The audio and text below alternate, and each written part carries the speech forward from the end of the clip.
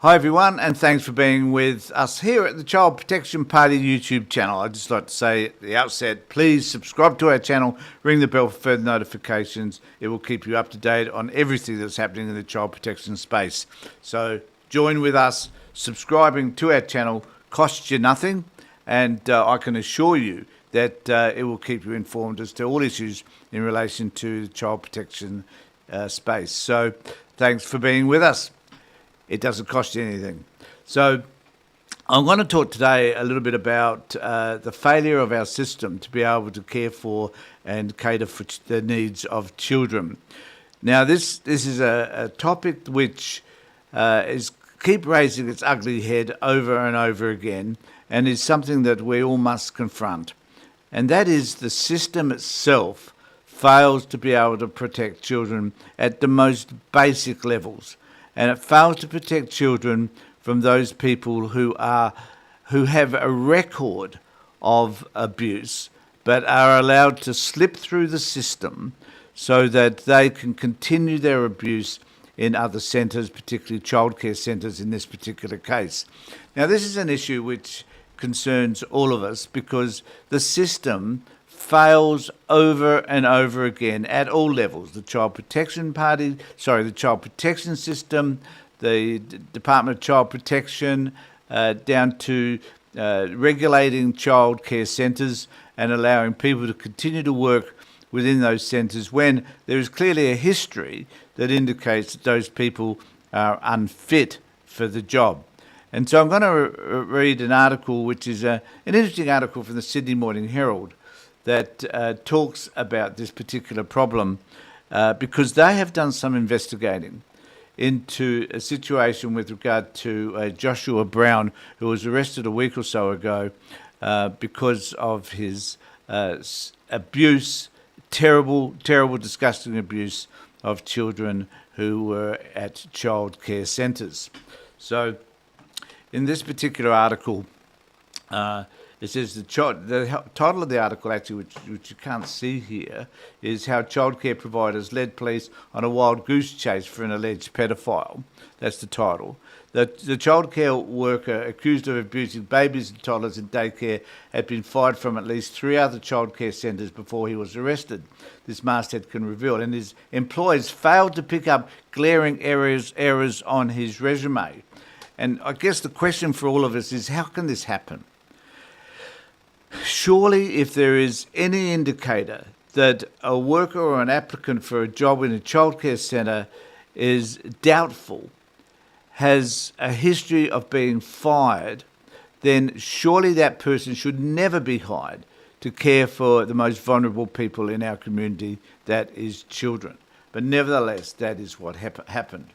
Regulators and childcare providers missed crucial details about alleged pedophile Joshua Brown, failed to pass on or escalate previous investigations into his conduct, and then led detectives on a wild goose chase by inadvertently handing them incorrect information about his work history. The masthead has uncovered new details of Brown's movement around childcare sector as his former employers warn of a black box of government bureaucracy where reported concerns are not passed on, leaving providers and families in the dark.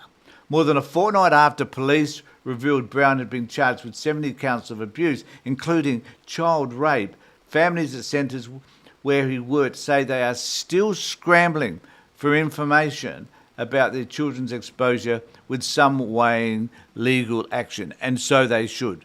The alleged discovery by detectives of a cache of child sex abuse material in May sparked an urgent investigation into 26-year-old Brown, and it has plunged Australia's childcare sector, long dominated by private providers and safety scandals, into crisis.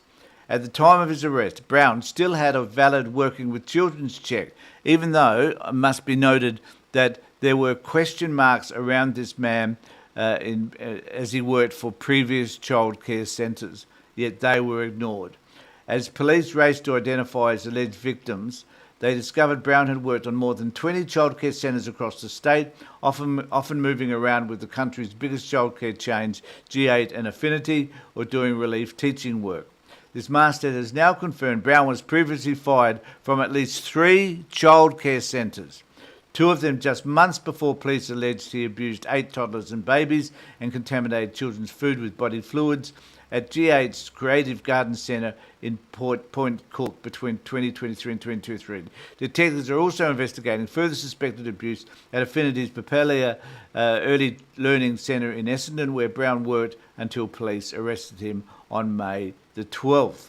Both GN and Affinity have publicly said they only found out about the charges against Brown on July the 1st, when a suppression order on the case was lifted as authorities mobilised an unprecedented STI testing regime for children at the centres where he worked.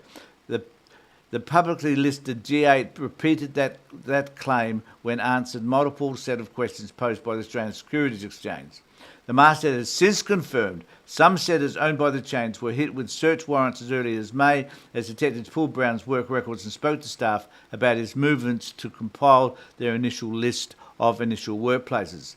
Affinity clarified while the company was not briefed on the extent of the charges against Brown until July the 1st, it had already been cooperating with police. Yet sources close to the investigation, as well as another provider served with a search warrant, said the nature of the investigation as a suspected child abuse case appeared on the order to hand over evidence from the Sex Crime Squad. It was written there clearly. We knew how serious it was, said a manager at a small provider who was later approached by police. We just couldn't tell families, of course, until the suppression order lifted. So just goes on to say, meanwhile, errors in records handed over to police by G8 and Affinity meant police had to drastically revise Brown's work history this week. It was revealed 5 centres where he worked had been left off their initial list, and that he had worked at the Essendon site, where further abuse allegations are now being investigated for a full 6 months longer than first thought. In other cases, tips from the public and further police investigation revealed Brown never worked at one centre on the list at all. So it's a mess, an absolute mess. So the system somehow was not able to keep track of this man.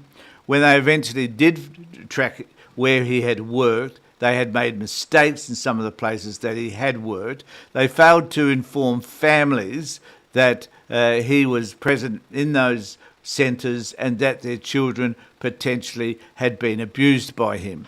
The system failed again. And somehow we need to find ways to review the system in a way which corrects these problems, rather than allowing these problems to propagate over time.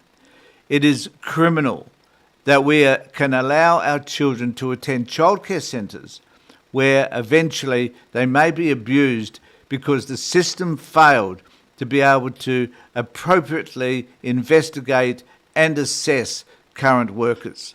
So let us know what you think about all of this, and are there circumstances in which you yourself have worried about the workers that you've had your children looked after by in certain centres. So let us know what you think about all of that, and please remember to subscribe to the channel, comment down below, let us know your thoughts. We'd be most interested to hear from you. In the meantime, take care, look after yourselves, and more importantly, be safe. Children's lives are important, and we at the Child Protection Party want the best outcome for all children.